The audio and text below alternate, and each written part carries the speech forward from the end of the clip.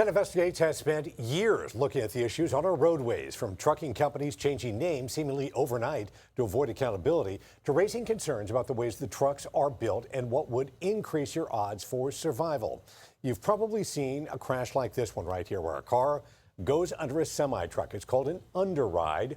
Earlier this month, a 26-year-old man was killed in Jacksonville in a rear-end crash. Safety advocates say these types of crashes are underreported and preventable. As Jennifer Titus shows you now, there's a new analysis that adds to the calls that changes are needed. He hit our car and it spun us around so that we ended up going backwards into the back of another tractor trailer. Wondering why my daughters had died and I did not, I learned all about underride and that hundreds of people die every year from going under trucks. And the engineers can actually solve the problem. Marianne Karth has been on a mission to get lawmakers to change federal law and require trucks to have both back and side underride guards. We first met her in 2024 when we went to Raleigh, North Carolina to see a crash test for a side underride guard. Oh, yes! It didn't pass the windshield. You see that? Yes! Yes! Yes! All right! Woo! Safety advocates say trucks should have underride guards so that you don't end up going underneath the truck during a crash. But there's been pushback from the trucking industry about the cost.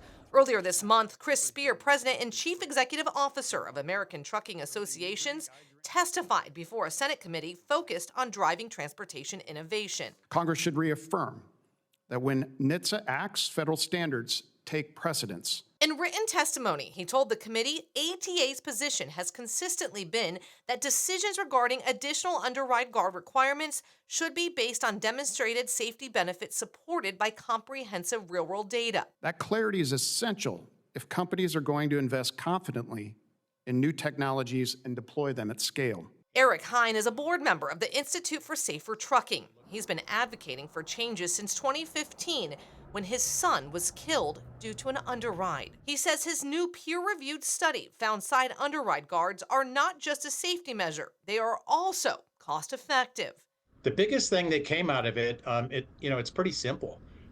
It saves lives by putting side underride guards on semi-trailers, and the economic benefits outweigh the costs. I looked at a couple of different scenarios. Cost of $1,500, $2,500, or $4,500 for a side underride guard. And what I found is the economic benefits range from $137 million a year to $2.4 billion a year. He says the one big difference between his study and the one from the National Highway Traffic Safety Administration study that found adding underride guards would save 17 lives a year was NHTSA's wasn't peer-reviewed. It reported to Congress that the net benefits would be negative $1 billion for a side underride guard requirement on every trailer. I didn't have better data. I actually used most of the data was from NHTSA or from the trucking industry. What I did is I modeled the number of fatalities and serious injuries that could be prevented every year. And so the safety, saving lives, and the economic benefits completely outweighs the costs. I think Eric's cost-benefit analysis shows that NHTSA needs to reevaluate their cost-benefit analysis because the math doesn't add up. Earlier this year, a new bipartisan bill was filed that would mandate side underride guards. This legislation will build on a provision that was in the bipartisan infrastructure law. And this new bill would mandate that underride guards on the side of these new trucks are placed, and it would require conducting additional research to improve data collection. The mandate told NHTSA, put side underride guards on new semi-trailers.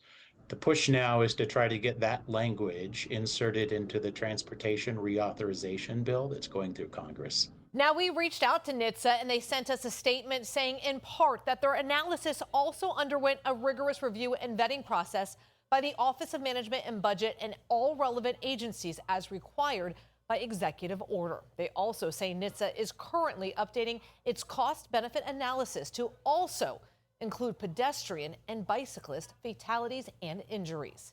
Jennifer Titus, 10 Investigates. And you can see that side underride crash test and how the state doesn't track underride crashes in our series Risky Rigs, streaming right now under the 10 Investigate section on the 10 Tampa Bay News app.